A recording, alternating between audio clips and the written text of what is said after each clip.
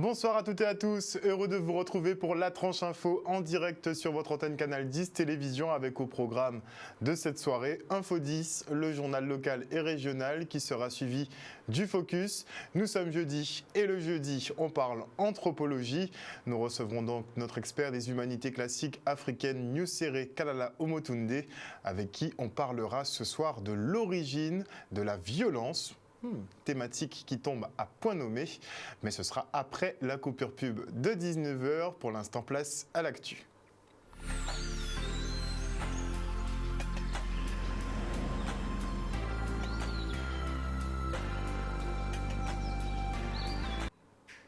Nous sommes le jeudi 9 septembre 2021 et je vous propose de démarrer ce journal avec la une, effectivement, du France Antilles Martinique de ce jour. Il y a un dossier très intéressant justement sur ce qui se passe sur la situation sanitaire. Une situation sanitaire qui nous est familière puisque nous vivons à peu près les mêmes choses ici en Guadeloupe. Et vous avez donc cet article sur la santé qui est titré « On ne peut pas nous demander d'euthanasier les malades chez eux ». Les médecins martiniquais dénoncent des pratiques jugées intolérable dans la prise en charge des patients Covid et s'alarme d'un protocole qui revient, selon eux, à faire mourir les gens. Le président de l'ordre leur répond point par point dans cet article qui est quand même édifiant.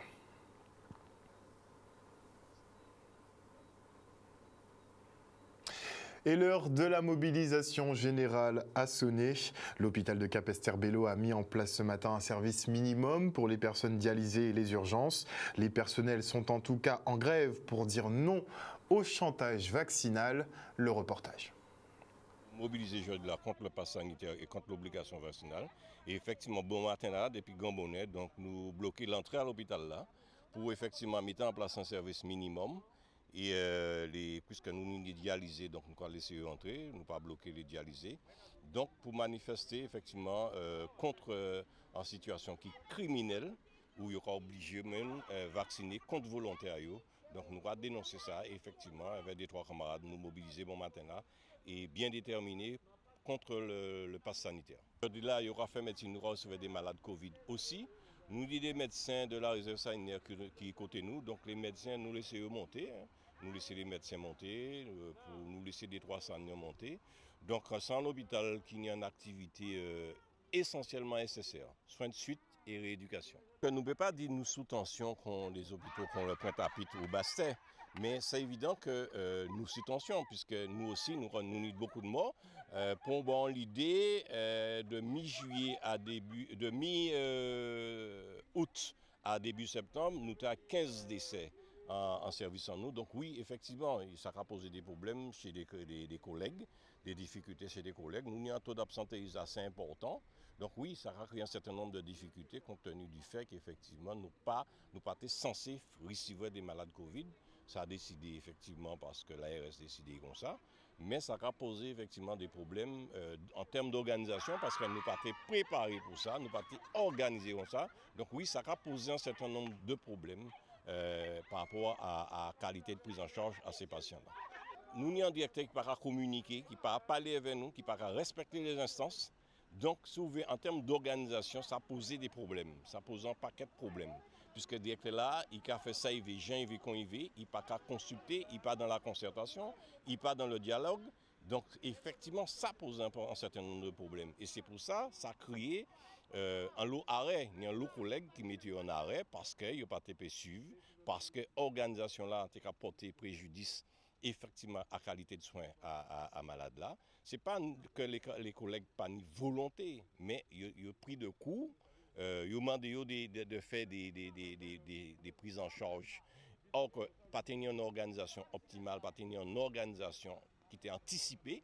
Donc forcément, oui, ça a une répercussion assez négative sur les collègues. Nous harceler, nous recevoir des notes de service tous les 2 jours, justement pour menacer les gens, pour bousculer les gens, pour les gens vacciner. Donc oui, effectivement, nous harceler. C'est le mot qui nous a employé, nous avons employé le mot harceler. De grève de l'hôpital de Monterrand à Saint-Claude, un reportage signé Olivier Félix. Là, nous monterons, nous mobiliser effectivement le PSM par rapport contre l'obligation vaccinale et contre le pass sanitaire. Dans la première phase de l'épidémie, nous sommes venus travailler sans masque, sans gel hydroalcoolique, sans protection. Même certains d'entre nous sont venus travailler malades pour essayer de soigner des gens. Et on n'admet pas qu'hier, les héros d'hier soient aujourd'hui les délinquants d'aujourd'hui. J'ai sorti une note effectivement par rapport à ça. Pour l'instant, il y a sorti une deuxième, c'est une première note, d'accord, par rapport à ça. Une deuxième note pour dire pour l'instant, c'est en fait que l'obligation suspendue effectivement jusqu'à fin à la crise sanitaire, mais nous pas de date. Et que nous tenons aussi une faire un courrier parce que nous avons effectivement cette pressions par rapport à des gens qui sont vaccinés, qui ne sont pas vaccinés. Donc nous faisons un courrier par rapport à ça pour dire que le panier doit demander statut vaccinal à la monde.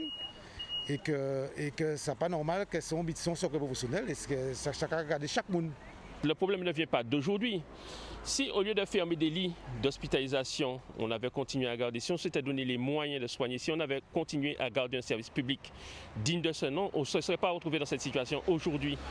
On n'aurait pas eu besoin de dépenser des milliers d'euros pour envoyer des gens en métropole, ni faire venir des gens parce qu'on aurait eu suffisamment de personnel et de moyens pour soigner la population de Guadeloupe. On a l'impression qu'il y a une cellule de crise qui se réunit assez régulièrement, mais on a l'impression que c'est un peu de l'amateurisme dans la façon de gérer les choses. On prend des décisions, on suit de façon systématique ce que dit le gouvernement sans essayer de l'adapter à la réalité du terrain. Et ça, c'est dommage. Et branle-bas de combat également à l'association laïque pour l'éducation, la formation, la prévention et l'autonomie. Les salariés dénoncent la pression subie pour pousser justement à cette vaccination. Même schéma à la médecine du travail à Jarry avec des services à l'arrêt et un personnel mobilisé contre l'obligation vaccinale qui ne serait qu'un motif de licenciement déguisé. Le reportage de Michel Depape. Nous mobiliser à Pôle emploi, qu'on croit vrai, parce que agents à Pôle emploi, contre tout le monde est concerné par l'obligation vaccinale et par le pass vaccinal. Contre tout le monde, parce que il n'y a jamais les psychologues. Il va commencer à dire les psychologues qui sont obligés de l'obligation vaccinale parce que la case on a des psychologues. Il va aussi demandé les agents qui sont dans les entreprises qui sont obligés de pass sanitaire. Il va commencer à parler de ça. Mais c'est pour ça que nous commençons à mettre nous debout de grand bonnet avant qu'il dit nous toutes faut nous qui obligatoirement vacciner qui nous veut pas si nous voulons travailler. Donc c'est pour ça nous mobiliser aujourd'hui là en premier lieu. Mais bien sûr nous avons d'autres points de revendication en les plateformes en nous. Quand France avec Pôle emploi, c'est là qu'il y a plus profitation. Parce que nous 23% quand même des agents, que c'est des agents qui ont CDD. Quand ils ont fait des petits CDD, ils ont réparti, CDD répartis. Donc ils ont fait ces agents-là servi Kleenex. Donc nous doutons aussi, contre pratique là ça, nous doutons aussi parce que nous savons que bientôt au 1er octobre, qu'il y a une nouvelle réglementation qui est imposée à les chômeurs qui touchent moins d'indemnisation et qu'il y a moins de chômeurs qui sont indemnisés. Donc forcément, ce n'est pas bon pour le pays Guadeloupe. Donc c'est pour ça que nous doutons.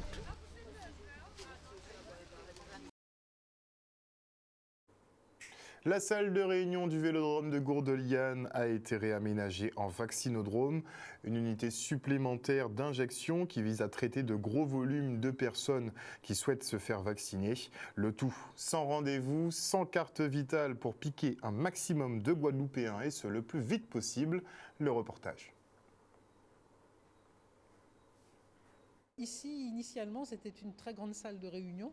Donc on a complètement réaménagé l'espace sur la base donc, du cahier des charges de l'ARS. Tous les travaux que vous voyez ici ont été réalisés spécialement donc, pour le vaccinodrome. Donc tous les aménagements, les box, les équipements, l'informatique, la mise en place de l'organisation donc, de l'équipe qui fait vivre le vaccinodrome. Donc on a travaillé sur tout ça.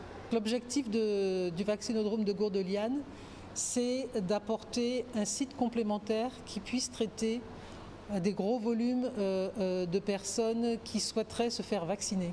On est sur une mission d'intérêt général. On voit la situation actuelle, le nombre de décès. Il est important de pouvoir que chacun puisse apporter sa pierre à l'édifice.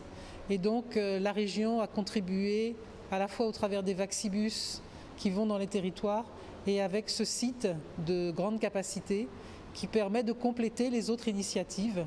L'objectif, c'est de pouvoir améliorer la situation, contribuer à améliorer la situation sanitaire de notre territoire. Nous allons recevoir les personnes sans rendez-vous. Donc nous n'avons pas nécessairement de prévision, mais en tout cas nous parlons beaucoup autour de nous de ce site. Il faut savoir que le site est ouvert à tous. Vous pouvez venir sans rendez-vous. Les personnes qui n'ont pas de carte vitale seront aussi accueillies et seront vaccinées s'ils le souhaitent. Donc nous attendons le plus grand nombre de personnes. Et très critiqué sur sa position pro-vaccinale, Luc Reynette persiste et signe. Pour l'ancien indépendantiste, le vaccin est nécessaire pour que le monde entier puisse s'en sortir.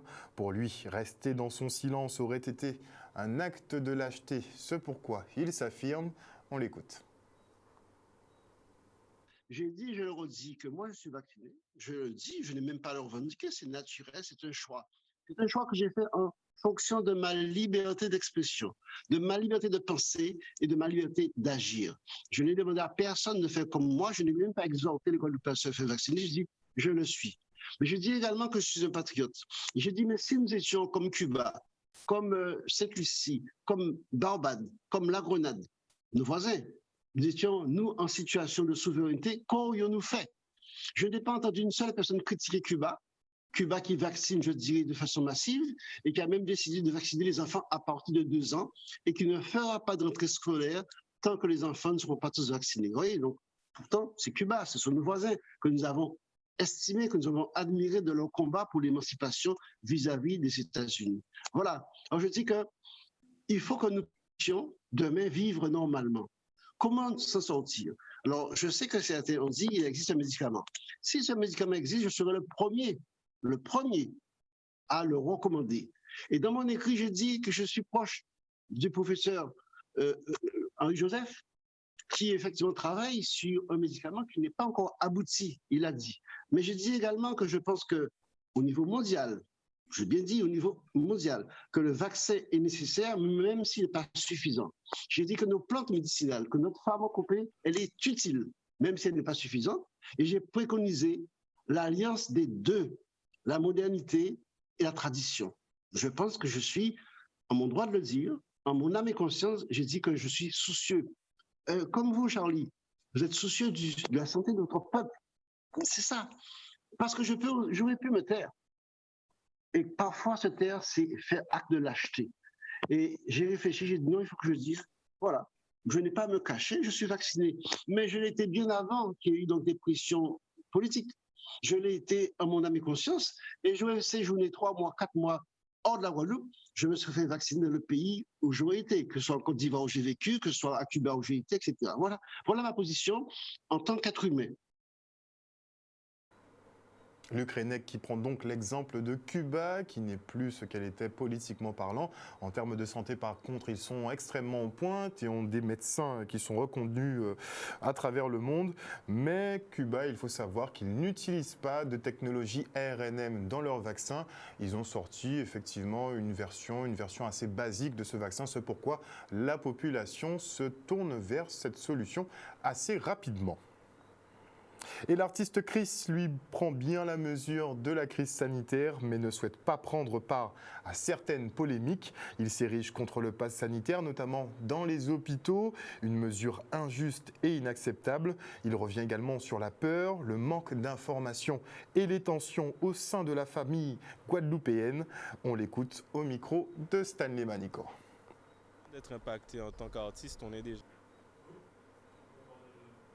Avant d'être impacté en tant qu'artiste, on est déjà impacté en tant qu'humain, puisque rien que dans ma famille, il y a eu 2 personnes décédées du Covid. J'ai perdu une tante et ma grand-mère au mois d'août. Donc on vit vraiment des temps difficiles. Donc avant tout, on est impacté, également solidaire de toute cette souffrance qui est généralisée, hein, parce que d'une part, les gens sont touchés dans leur famille, dans leur chair. Il y a une incertitude aussi qui règne économiquement. Là, les enfants sont censés rentrer, mais on ne sait même pas dans quelles conditions ça va se faire exactement. Donc on vit vraiment des temps tellement compliqués. On n'aurait jamais pu imaginer qu'on aurait vécu une période comme ça. Je ne peux pas rentrer dans les polémiques, puisque moi-même je ne suis pas médecin, je ne suis pas scientifique. Je pense que les choix de tout un chacun pour pouvoir se vacciner ou pas, ça appartient, c'est une décision individuelle en tout cas. Là où je vais être peut-être un peu plus tranché, c'est pour dire que le pass sanitaire, notamment pour l'accès aux soins, c'est quelque chose qui serait une inégalité insupportable. C'est-à-dire que tout le monde doit pouvoir se faire soigner et ça, ça me paraît essentiel. Loin, même au sein des familles, les discussions sont mouvementées. Je pense que tout un chacun l'expérimente. Mais c'est aussi, je pense, parce que les gens ont peur. Parce que les gens ont peur et qu'il manque aussi d'informations. Et voilà, donc c'est un peu difficile. Personne ne détient la vérité.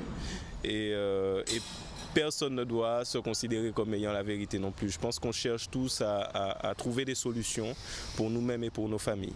En tant qu'artiste, mon album est sorti il y a un peu plus d'un mois. C'est un album que je voulais sortir depuis l'année dernière, qui a été repoussé plusieurs fois par rapport au confinement, par rapport au Covid. J'attendais qu'il y ait un contexte un petit peu plus favorable pour mettre mon album sur le marché.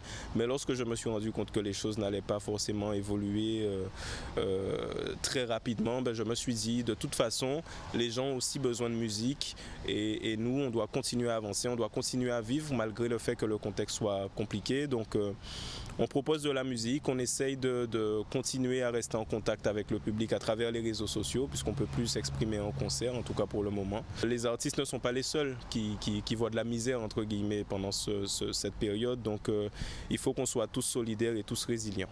On sort soit les pieds devant, soit la tête haute. C'est-à-dire qu'il n'y a pas d'autre façon pour moi. C'est-à-dire que il faut se battre, il ne faut pas se laisser aller. Donc je profite de l'antenne pour envoyer vraiment un quinbé raide à tout le monde. Comme je l'ai dit en début d'interview, j'ai perdu 2 membres de ma famille. Donc on est tous en fait impactés vraiment dans notre chair. On souffre tous de cette situation. Mais ce que je veux dire à tous ceux qui regardent cette interview, c'est quinbé raide, parce que voilà, contre tout bitin, il n'y a un commencement et il n'y a un fin. Donc nous qui sortir dans ça, nous qui roter pied en nous en vieux soulier, ça qui est. On enchaîne avec cette visite du président du conseil départemental Guy Losbar aux entrepreneurs de la communauté d'agglomération Nord-Basse-Terre. On y va. Nous vivons une crise sanitaire où on sait très bien qu'au-delà des particuliers, au-delà du fait que chacun est soit impacté, contaminé ou se trouve malade ou des décès dans les familles. Et donc j'interviens régulièrement puisque au niveau du comité de pilotage que j'ai eu l'occasion de mettre en place avec les acteurs de la santé. Mais aujourd'hui, c'était très important de pouvoir faire le point sur l'activité économique, visiter les entreprises, voir quelles difficultés qu'ils rencontrent et comment nous pouvons mieux les accompagner. Pour nous, c'est important et rassurant. Dans quel sens? Nous sommes sur le même territoire et on représente, nous, les gens de la terre. On représente le bon manger de demain pour nos enfants, pour nos grands-parents. Donc pour nous, c'est capital. On se sent soutenu parce que des fois, on fait un travail, on va dire dans l'ombre, parce que personne sait ce qu'on fait. On voit nos produits, mais on ne voit pas tout le travail qu'il y a derrière. Et tout l'engagement qu'il y a derrière, non, c'est une belle surprise. Oui, oui. On a pu découvrir ce que je propose, les difficultés que je rencontre. Et il m'a aussi parlé de certaines aides qu'on peut avoir et qu'on peut prétendre au niveau du Conseil général. C'est très important puisque ça nous permet de nous situer, ça nous permet aussi de nous projeter. Au-delà du contact, au-delà de l'explication que chacun a pu donner, avec mon cabinet, avec les services de la CNBT, il va y avoir d'autres rencontres pour les accompagner, pour les faire mieux profiter des dispositifs, puisqu'il y a des dispositifs pendant la crise, il y a des dispositifs au niveau de la CNBT, le produit leader, au niveau de la région, au niveau du département. Donc il est très important qu'il puisse y avoir cette coordination et ce sont les services qui devront pouvoir l'assumer. Mais pour cela, il fallait qu'il se rencontre, voir les problèmes rencontrés et avoir ce contact avec les acteurs économiques de notre territoire. On adresse nos félicitations aux bières L'Écouse qui ont reçu la médaille de bronze des World Beer Awards. Une satisfaction pour la brasserie qui œuvre depuis 4 ans à cette production locale. L'Écouse est une vraie bière artisanale, 100% malt brassé à fermentation haute et à l'eau de source de Guadeloupe. C'est ce qu'il faut retenir. Le reportage. Le but ici, c'est de faire des bons bières locaux. Tout est mieux avec des ingrédients fraîches, de l'eau fraîche et aussi la bière, c'est un super produit pour la convivialité des gens et on a pensé que Guadeloupe mérite un espace comme ça. Donc c'est pour ça qu'ils ont monté le projet.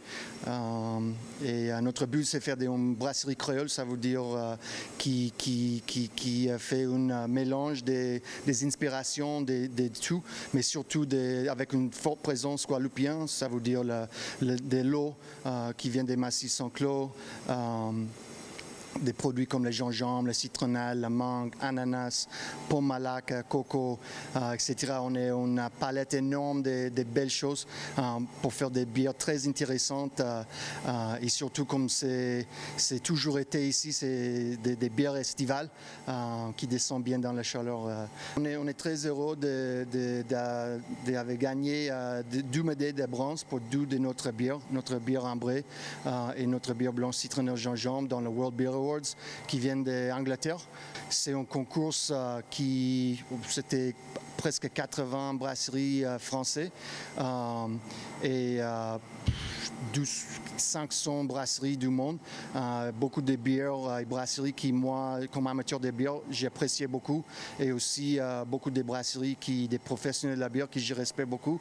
Donc, on est super heureux d'être dans la même conversation avec eux dans notre 3e année d'activité. Donc, c'est un super bon moment pour nous d'être pôle à pôle avec notre idole dans la communauté de la bière et la brassicole.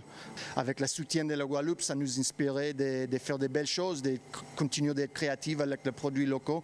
Et chaque fois qu'on a un produit qui plaît à les gens ici, ça nous permet de prendre plus de risques, de continuer d'utiliser l'imagination et surtout s'il plaît à Guadeloupe, ça c'est le produit qu'on va faire et on commence de voir qu'il ça plaît à plus du monde aussi. Donc ça c'est super.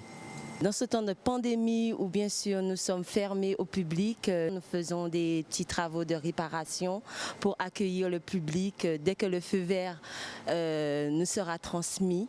Donc on prépare, on fait quelques petites décos, on rénove et puis on sera content de vous voir. Mais en attendant surtout, prenez soin de vous car c'est important et on a hâte de vous revoir à l'Écouse. Voilà, chers téléspectateurs, nous sommes arrivés au terme de ce journal.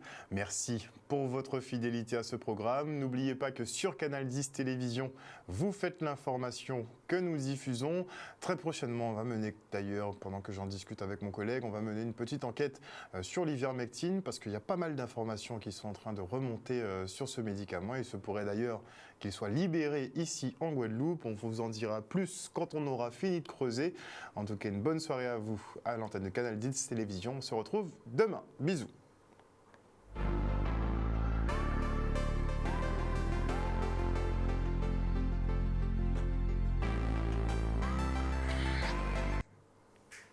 À venir dans la tranche info sur Canal 10 Télévision, le Focus, et nous sommes jeudi, et c'est donc le retour du jeudi anthropologie. Nous recevons notre expert des humanités classiques africaines, le professeur Nusere Kalala Omotunde, avec qui on parlera de l'origine de la violence. Je suis sûr que vous devinez d'où ça vient, en tout cas il va tout nous dire dessus. Et avant la coupure pub, je dis bonsoir à Willem Cancel, bonsoir à Moïse Caramel, bonsoir à Pascal Guadeloupe, à Aimé Maxime, bonsoir à Bertrand Erlem, bonsoir à Moïse Tézénas, bonsoir à Alain Hain, à Jeanne Sacco, à Marie-Claude Ameyo, à Johanna Wa, à Jimmy Kamagouvalia, j'espère que tu vas bien Jimmy, bonsoir à Kitoun Cyprien, aussi à Odile Zingilé, bisous Maggie Delaney, bonsoir et Big Foss justement à Ridan Dada 7, bonsoir à Dominique Landry et bonsoir à Ninik Sista. Bonsoir à tous ceux qui nous suivent sur l'antenne de Canal 10 Télévision. Après la coupure pub, on reçoit Nusere Kalala Omotunde avec qui on parlera de l'origine de la violence. A tout de suite.